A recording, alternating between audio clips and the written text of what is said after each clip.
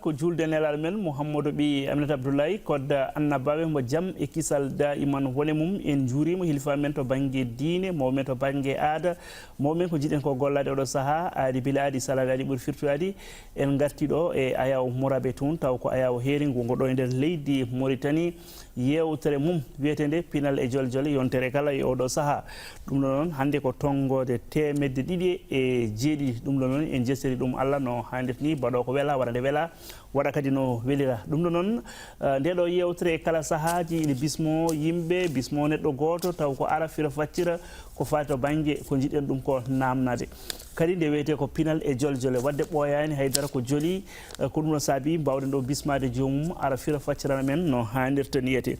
koɗo men hannde ko Babocar Abdoulaye taw ko goto e sukaɓe Mauritanie naɓe walla kadi mbiyen goto e sukaɓe Afrique naɓe nde wonno so haalama tan yoga e bandiraɓe ina gandimo ina gandi darde makko minen noon hanki min mbiyannomo ko MC Foutanké nde wonno eɗen gandi machallah kuccam makko to banggue cukako gila ko hanki mbiɗa heewi wiide suwa gasnude jibinede gayni yontede nde wonno eɗen gandi kuccam makko miijo makko fandare makko ko fandare gila ɓooyi ha jonko nde ɗo fandare tan o jogui kala kono ɓamta sukaɓe Afrique naɓe kono rokka ɗumen gueɗal kono rokka ɗumen ndimago ko ɗum ɗon woni e darde makko ɗum ɗo noon Babocar Toksel mi salmanima a salmitama Oumar Seydi Ba a jarama no fewi e oɗo invitation e télévision El Mourabi toon salmini tous les spectateurs et tous les auditeurs yeɓoɓe El Mourabi toon kono kadi mataw ko hande hoddira nde wonno min ɓooyima lartude gam yidde wawde waddude maɗa yewtere a añani ɗum min gañani ɗum kono noon mataw ko hande Allah hoddiri Babocar ko adi ko foof bemin jinno ya jubbana men hay soko seeɗa to banggue gurranma nde wonno fulɓe ne kewi wiide neɗɗo wawa haalde hoore mum kono kadi ko neɗɗo kadi ɓuuri andude hoore muɗum bisimilla ma Seydi Ba a jarama Seydi Ba mbiyeten ko Babocar Abdoulaye jibinami ko Nouadhibou jeeyami ko Bagodine département de Mbagne région Brakna garmi Nouakchott nde kemi bac nde e paami université e o mbammi ko sociologie philosophie e o kadi mi woni no président du haut conseil syndicat national des étudiants Mauritanie ko ɗon ni ha keptinami e leydi he e avant mbaɗa guen janngol ni walla guin janngol juste mi wonno major ma promotion en sociologie philosophie mi jegno inscription to Paris Sorbonne et j'étais aussi parmi les majors de ma promotion mi jegno kadi bourse faade Maroc mais ko Allah waɗa foof ɓurni ɓural on hitande nomami présidence de la République comme attaché au cabinet mi jeeya sukaɓe ɓurɗo wonde sukaɓe e membre cabinet président de la République donc ɗon hokki ham finde e yiyande wawde darnade leñol ngol e kadi wawde hokkude sukaɓe Afrique kono wiyete une inspiration dans leadership que l'impossible wona un Mauritanien l'impossible n'est pas africain neɗɗo foof ne wawi wonde ne wawi wonirde ne wawi haɓnade ha wawa darnade leñol muɗum darnade vision muɗum ha sukaɓe mbawa heɓde gueɗal e nder leydi ha nder Afrique donc ɗon motivation fuɗɗori e hankkandi mabatum ɗannade leeɗe mbaɗa hokka conférence uji mbaɗa hokka conférence uji mbaɗa wasɗo miijoji ko fati jeunesse ko fati leadership et on hitande 2011 après de 2011 nomami 2016 nomami membre de commission nationale des droits de l'homme comme le plus jeune commissaire à la commission nationale des droits de l'homme donc en 2016 et en 2019 kadi gonmi ko wiyete Afriane le réseau des jeunes africains adolescents en population et développement likotori direct avec Nations Unies woni UNFPA ko fati population et développement ko fati sukaɓe ko fati dividende démographique ko fati santé ko fati développement sukaɓe et en 2021 à Niamey au Niger, j'étais le candidat, mais privilège wonde candidat de la Mauritanie au poste de vice-président Union panafricaine de la jeunesse. Union panafricaine de la jeunesse est une organisation qui a été créée en 1962 par nos pères fondateurs, Oni Sékou Touré, président Sékou Touré, Oni président Kromain de Ghana, Nyiriren, Kambe, les panafricains créent l'organisation pour permettre à l'Afrique de se décoloniser. 1962. Avril 1962 ko nden fedde sosa fedde kanyum hecci union africaine parce que fedde créa ko pour wallude africain yaltude la décolonisation totale wonde fier gonda ko ganda ko iwdima ganda ko podda wadde mbawa darnade leydi ma ha leydi wa ɓamtade ko ɗum woni union panafricaine de la jeunesse wonno ko mouvement panafricain des jeunes et en 2006 le sommet des chefs d'État africains, il faut que ce soit docké haqqi mum ha timma waɗa ce qu'on appelle watta union panafricaine de la jeunesse wonno ko mouvement a été transmis directement mouvement kala ko wonno e mouvement histoire muɗum kala ko jogui fof ressource muɗum woni ressource matériel muɗum fof fati wonti union panafricaine de la jeunesse en 2006 et nden siège o wonno ko Khartoum to Soudan après avec la guerre gonɗo Soudan o le siège eggina fana to Maroc Rabat. Donc voici un peu ko min gonmi dow mum ko tabarakalla machallah nde wonno ɗum ɗo ko jubbande wonde fayida wona moni kala dañde ɗum ɗon nde wonno ɗum ɗo wawi ɗum dañde tan ko baba kan hano kam diallo en wele welɓe ɓe mba ɗum ɗon dañde no hanniti ɗum ɗon holno neɗɗo yarata ha ardo ɗum ɗon beele ko leydi ma suɓotoma walla ala ko fedde nde hoolotoma suɓotoma holno neɗɗo wawata suɓirede ɗum ɗon pour wonde membre du comité exécutif ardi fof union panafricaine de la jeunesse kañum woni organe fédérateur de tous les conseils nationaux de jeunesse woni fedde sukaɓe chaque leydi waɗi fedde sukaɓe mo laamu heɓtini ko deux fonds woni soit par élection woni yimɓe jooɗo gootan président conseil national walla par nomination woni un décret walla arrêté ministériel et to Mauritanie ɗo ko un décret présidentiel et conseil national de la jeunesse dépendit ko présidence de la république waɗi leyɗe goɗɗe dépendit ko ministère de la jeunesse waɗi leyɗe woɗ ko jogui statut association ko 54 pays ɗi fof ndenti et chaque pays ne waɗi conseil national de la jeunesse joni noon kañum chapeautat les conseils nationaux de jeunesse et minen sa yiiɗi wonde membre ko ma waɗi congrès woni instance ɓuurɗo mum ko congrès woni fof jooɗo potta mbaɗa élire un nouveau bureau walla élire un bureau exécutif et Mauritanie noon walla dans les autres pays ou dans tous les pays sa yiiɗi wonde candidat ko leydi ma suɓantuma suɓahoma rokkatma hoolare woni hokkuma woni ci an en tant que sale woni intéressé tu écris une demande à l'intention du ministre walla du conseil national de la jeunesse mbiya ande oɗo poste aɗa yiɗi ɗum ɓe ƴeew critère d'âge ɓe ƴeew critère de formation ma expérience ma et fof après no ministère de la jeunesse kañum wind ministère affaires étrangères Mauritanie parce que kañum ko fati ko caggal leydi parce que union panafricaine jogui ko statut diplomatique et politique donc kala ko fati diplomatique toppiti ko affaires étrangères winde affaires étrangères wi mi de mi keptini oɗo yiiɗi wonde oɗo poste après ministre affaires étrangères wadde ko so gayni jabto ministre de la jeunesse so jabto ministre de la jeunesse en ce moment ministre de la jeunesse fuɗɗo windude union panafricaine de la jeunesse wiye oɗo ko candidat de la Mauritanie wona Babacar tan ko candidat de la Mauritanie donc e nelda candidature mumen so neldi candidature so leydi ndi ne waɗi ambassadeur ɓe mbaɗa ɗum notifié ambassadeur yo jokkodiri e candidat o et délégation ministère soɓe gari pour mbawa préparé élection o donc ko noon procédure élection ko noon yarata kadi kadi aɗa andi jeunesse o ne heewi est ce que goto fof wiyatani jogori wonde candidat walla ko way noon ça dépend des critères no mbimami joni ni ko kadi critère et en même temps la responsabilité leydi donc leydi ne jogui choix ƴettude candidat muɗum adda par ce que ko ene heɓtini compétence muɗum heɓtini expérience muɗum heɓtini darde muɗum ko fati sukaɓe et min j'ai demandé l'intention à l'époque c'était le président du Haut Conseil de la jeunesse que je salue de passage mais moi je suis intéressé au poste de vice-président de l'Afrique du Nord parce que Mauritanie meeɗa wonde candidat meeɗa wonde kadi e commission exécutive kadi meeɗa wonde fuɗɗi koye men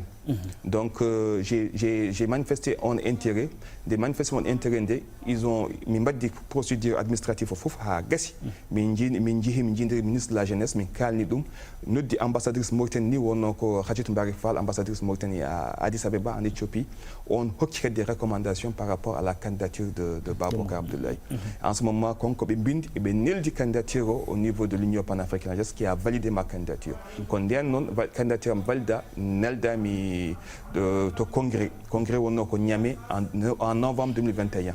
et avec une forte délégation du gouvernement mauritanien où le conseil du ministre de la jeunesse et le président du haut conseil de la jeunesse min jaadi to Niamey min jaɓɓama toon par le biais de l'ambassadeur jaɓɓi amen toon bismi amen toon kadi walli amen no feewi kadi par rapport à orientation de ministre affaires étrangères hokkirirum ni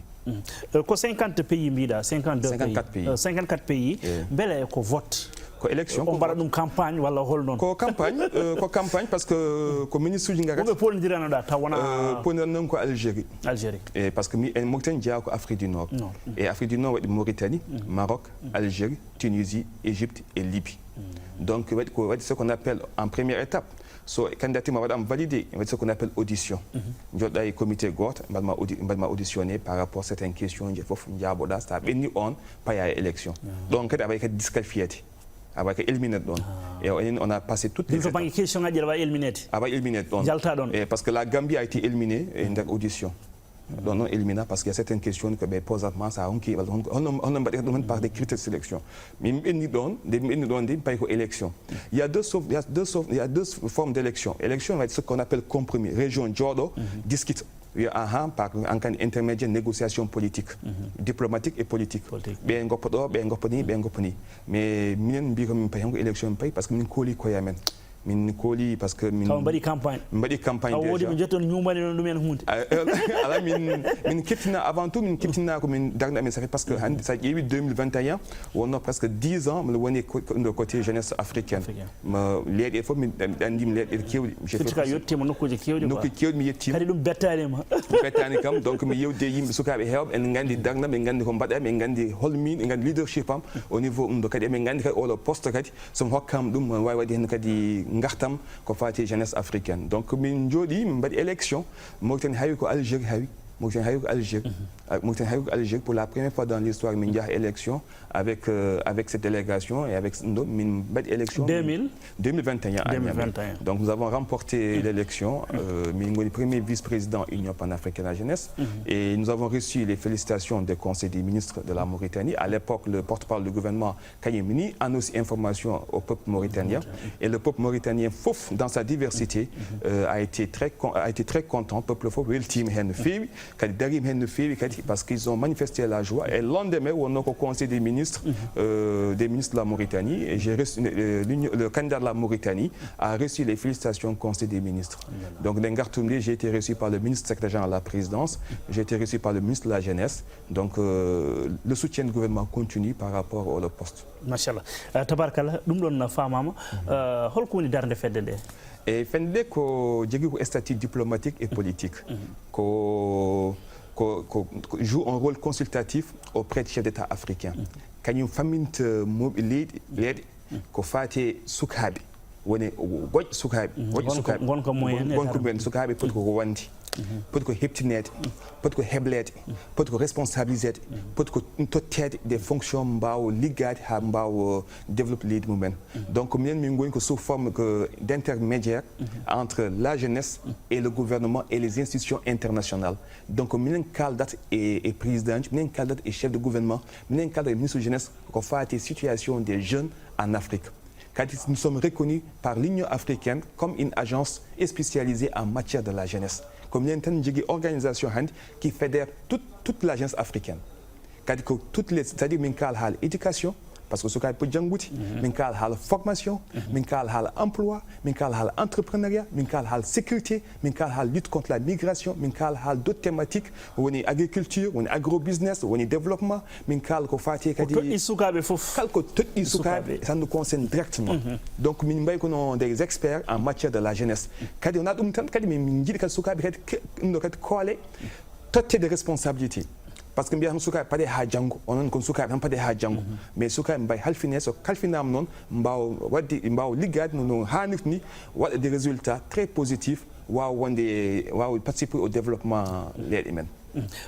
wona ɗum ɗon tan to banggue ko fate joddade ardiɓe leydi l'Afrique beele kadi son jeehi e won leyɗele oɗo mbatton ko wiyete ko des conférences uji jewte gam famminde to banggue ɓesguji ɗi ɗon no wayi effectivement si somin gari leyɗele ɗi min kewi ko joddade moɗɗi leydi ko ardi foof moɗɗi min kewi joddade on wonata jatigi moɗon on jatigi amen tomin mbawi yaade foof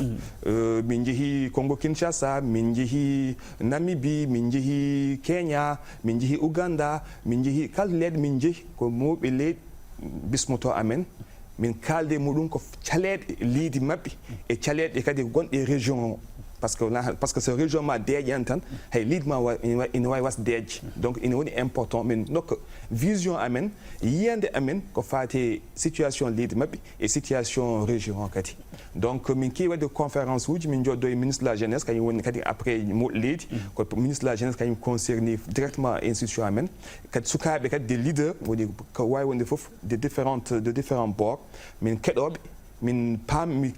discuter même de ce qu'on appelle un dialogue. Et quand nous mettons conférence, nous mettons un dialogue entre le gouvernement, entre les parlementaires, entre la société civile et les jeunes leaders. Nous discutons qu'on fait et le challenge et le thématique où nous développer, des résultats, des rapports, avant des rapports à une mission.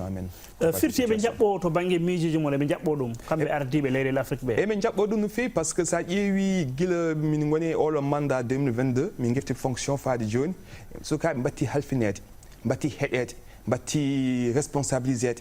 e nden noon wi he sukaɓe ala onon doket ɗon ko poste uji wona poste uji mawɗi hannde sa ƴeewi hannde Afrique ko l'Afrique fait partie le continent le plus jeune au monde ɓuuri heew sukaɓe démographie e ko continent mbaɗ avenir donc so heblaka guila joni janggo e janggo ne wawi ñakkude e ɓeɗo sukaɓe hannde la plupart d'entre eux hannde somi hokkima exemple Congo Brazzaville min jogui plus de 2 ou 3 parlementaires jeunes sukaɓe gon toon parlementaire uji minen président men jeunesse union panafricaine jeeya ko Burkina woni ko membre ko député assemblée nationale Burkina Faso vice présidente amen o vice présidente Afrique australe woni côté Afrique du Sud, Namibie, Botswana en oɗo hande kalda mam ɗo elle est parlementaire à l'Assemblée nationale min jogui hande kadi somi hokkuma exemple kan firti hunde nde ɓoosi no feewi par ce que hay président conseil national de la jeunesse du Niger hande to kalda mam ɗo hande o nama ministre de la jeunesse hande du Niger firti ko hande sukaɓe batti famede batti heɗede batti responsabilisede e ɗum noon ko union panafricaine la jeunesse kadi gasan tawde hay Mauritanie sa ƴeewi Mauritanie waɗin temps e galanta ko wiyete liste parlementaire des jeunes e ɗum ne jeeya plaidoyer amen minen au niveau national ko sukaɓe yo keptini yo dokke responsabilité ji donc mbaɗe des listes des parlementaires des jeunes waɗe des nominations des quotas des jeunes et nder administration même dans l'administration kadi sukaɓe yo nanni hen keɓa quotaji mumen donc ɗum woni voix de l'union panafricaine jeunesse ko implique sukaɓe à tous les niveaux sukaɓe mbawa wonde administration mbawa wonde ministre uji mbawa wonde ambassadeur uji mbawa wonde kadi des parlementaires mbawa défendre kadi dossier sukaɓe mbawa avancede ko ɗum woni fandare ɗum woni fandare mon nde ha joni a haali to banggue fandare mon nde ko famminde sukaɓe Afrique naaɓe holluɗumen to banggue laabi kono kadi wiide ardiɓe leyɗele Afrique ɓe wotoɓe ɗaw sukaɓe ɓe dokka sukaɓe ɓe gueɗal mumen rutuɗon seeɗa répète la question mbiɓe aɗa wawi ɗon ɓeydade yaññade ɗum no feewi nde wonno ko ɗum ɗo woni fandare moon huccidde mawɓe Afrique ha yetti jeunesse Afrique wiide ɗumen yo keptini yo dokke gueɗal effectivement somi haali tan hay avant ni mono vice président union panafricaine ko ɗum wonno fandare min o ɗum wonno kuccammaɗa par ce que mbiɗa siftore novembre avant congrès amen à Niamey 2021 mi joddinmi premier ministre Congo Brazzaville mbimomi il faut que sukaɓe gona maire uji il faut sukaɓe gon député ji il faut que sukaɓe gon ambassadeur uji il faut que sukaɓe gon des conseils municipaux ko ɓen mbawi maade leydi ko ɓen jogui énergie exemple de komi nde jinnomi président capitaine Ibrahima Traoré to Burkina Faso mbimi ko sukaɓe poti ko heptinen poti hokkede gueɗal mum ha timma kala to min jeehi ko ɗum min kalda nde jiyanom Zanzibar nde jiimi président Zanzibar nde ko ɗum min kaldi ko sukaɓe yo dokke haqqe mumen ha timma wona tan yoɓe hande mbaɗa hande maquillage ala yoɓe nannuɗoɓe ha nder responsabilité ji mbaɗa haalde ko ɓoyani ko nde gonnomi Marrakech mo yewde Cheikh Tidiane Gadio ministre affaires étrangères ancien ministre affaires étrangères du Sénégal o wi kam ko sukaɓe mbawi wadde moɓe mbawa wadde o wimo haalde président goto e leyɗe Afrique o wi président wimo somi halfini dossier ji mawɓe babiraɓe nayeɓe ko 1 semaine 10 jours ha 2 semaines sukaɓe noon so kalfinama noon somi totti joni ministre en jeune dossier subaka woni 10 heures subaka ɗon e 14 heures wiya monsieur le président dossier pareil ko 2 défis sukaɓe jogui goho premier défi ko hokkude ko hollude ko emen mbawi yo dokka amen confiance yo moɗo leydi hokka amen confiance komin mbawi wadde ligguey amen deuxiéme défi sa woni cukalel a jogui énergie a wawa muñde ha ɗum ɗo mbiya hokkama hunde a halfinama hunde il faut kolla ko mbawɗa wadde mbawkoma kadi ko sukaɓe mbawi kadi sukaɓe jogui énergie kadi hande avec technologie hande avec mondialisation hande sukaɓe hande mbawi manipule portable mbawi wadde hunde foof ɗon ça veut dire ce qu'on appelle hande déphasage entre génération hande et génération hanki hande sa itti hande babiraɓe nda ordinateur neni yo woni manipule ene etto 30 minutes cukalel sa totti ɗum joni même pas 15 minutes walla maɗum joni wallahi surtout to banggue caɗele hol caɗele ɗe kewɗon nahawrude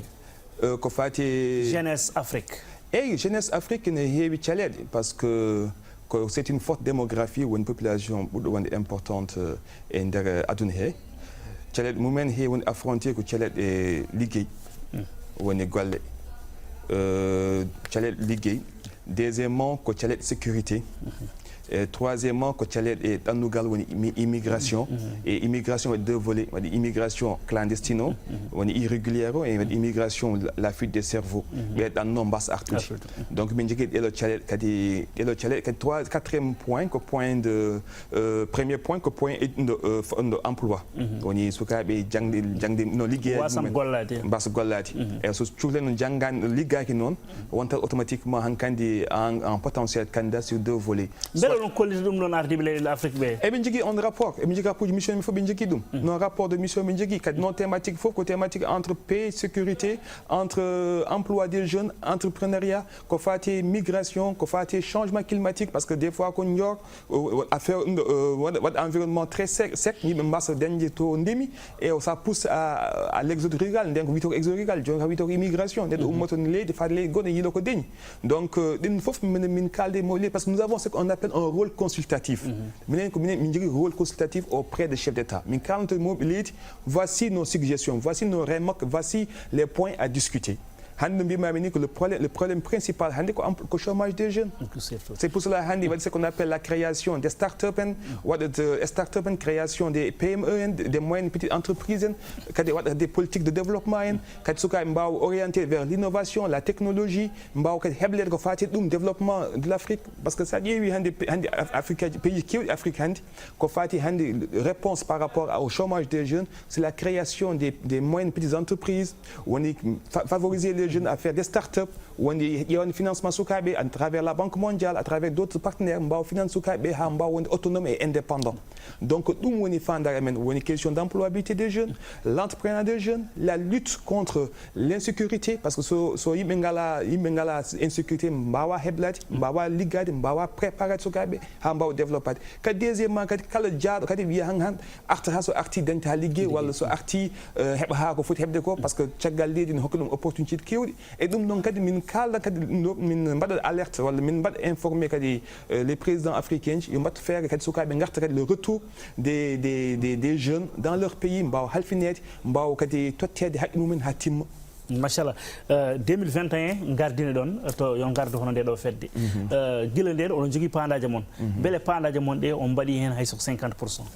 min mbaɗi hen ko ɓuuri 50%. Ah bon effectivement tawne yiyone memo ene yiyone memo aɗa wawi limtude. Effectivement, ça veut dire que nous avons travaillé sur une feuille de route. Nous avons ce qu'on appelle un agenda. Ko ardi fof ko suka mbaw heptinede, mbaw nanede, mbaw yede. Dans document junjoni exemple ni, mbimami ko min keɓi ministre uji hande. Au Niger, c'est du concret. Tchad ko concret.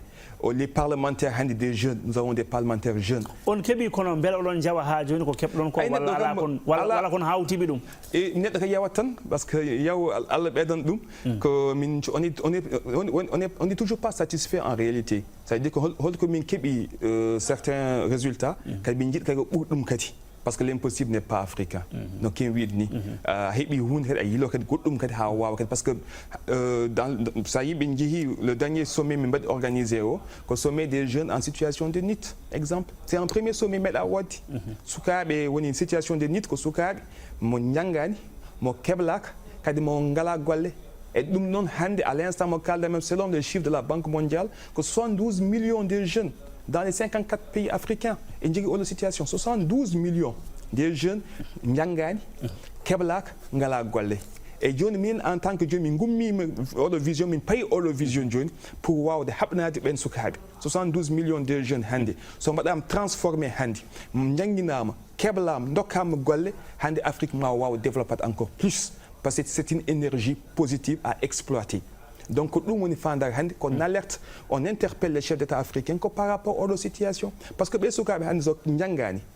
keblak, ndokak golle, ko kabe ngonte jangol le potentiel terroriste, c'est kabe ngonte potentiel délinquant, bandit, kabe ngonte jango dan hobi tiagal liti, sa yihi ala métier, ala liggéey, ala gandal, hoko ngonte ta tun. Donc dum hande dum fandara amen. Kadi yimbe fofu nan yew ko Afrique woni avenir aduna.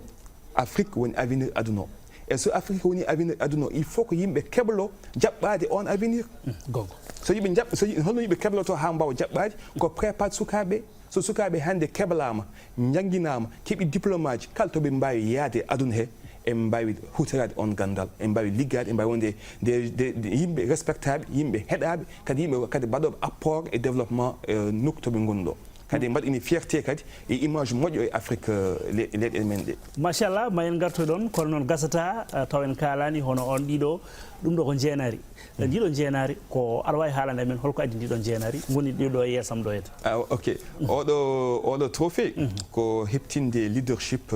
mo gonmi dow mum depuis duuɓi 14 duuɓi 14 mo ɗanno e leyɗele Afrique leyɗele e Europe leyɗele hatole États-Unis d'Amérique hey Asie opaque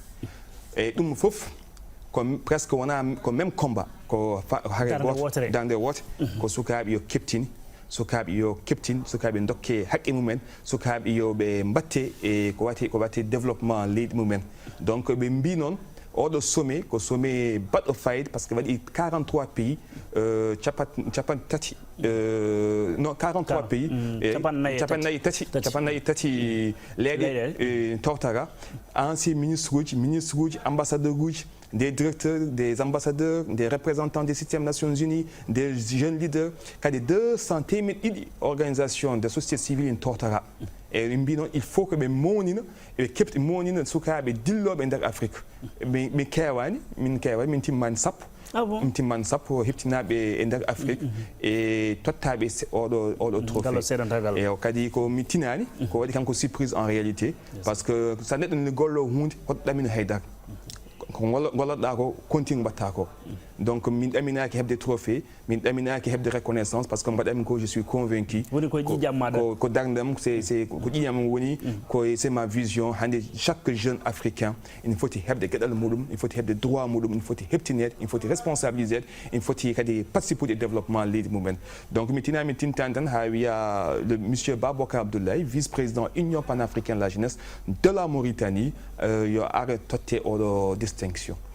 donc oɗo distinction parce que ko premier sommet meeɗa ko surtout que premier sommet c'est important ko woni premier sommet heɓtinde hunde ko fuɗɗa ne hokka ni d'autres personnes d'autres visions d'inspiration donc c'est mon 5e trophée woni 5e trophée mo kemmi kili puɗɗimi dillude ko fati leadership o nde keɓɗa ɗum ɗo holno waye mañade hen ko toujours ko beelam way ko c'est une victoire kadi ko hokkude hommage à l'ensemble des peuples mauritaniens ko famille kala suku mauritaniajo hannde ina wawi heɓde oɗo trophée par ce que ko golle ko liggey ko sacrifice ko ma wiye hun foof ma nan mais an fixe objectif ma holko kewɗa nande kaari ko dariɗo walla kaari ko hun foof en nani par ce que neɗɗo ne andama ene jugement neɗɗo ne yiyama ɗanno andano honno ɗannotoɗa neɗɗo ne yiyama e conférence uji anda no garduɗa e conférence neɗɗo nanama ne haala anda holno gonirɗa e dans wona ñawirdemo miijo muɗum go foof e miijo muɗum e go foof kadi neɗɗo foof ene jogui droit miijade par ce que minen moi je suis comme leader africain e mo jogui fandare africain mo jogui vision africaine donc neɗɗo foof ene jogui no jugete kam e no miijorto e ko gonmi dow mum ko par ce que certains mbiyata ɓe tan goni koye haalde tan ono doka hay ko nantama ɓe mbiya ɓe goni hokkede ɗannati hande ɓe goni joole avion ji ne goni e conférence uji ɗaaɗi ene kaala ko kaala ko ala gartam go foof en jogui han no jugirta ɗum mais minen en toute sincérité min jirat ɗum c'est une motivation parce que min keɗo des gens qui sont au fond de Bagodine, au fond de Niabina, au fond de Fumaglit, au fond de Nema, au fond de Zouerat, au fond même de Dakar, ça y dit, au fond même de Ouagadougou, ça y dit de Windhoek, d'Afrique du Sud, de Johannesburg, de Nairobi. Quand le jeune hande jigi situation hande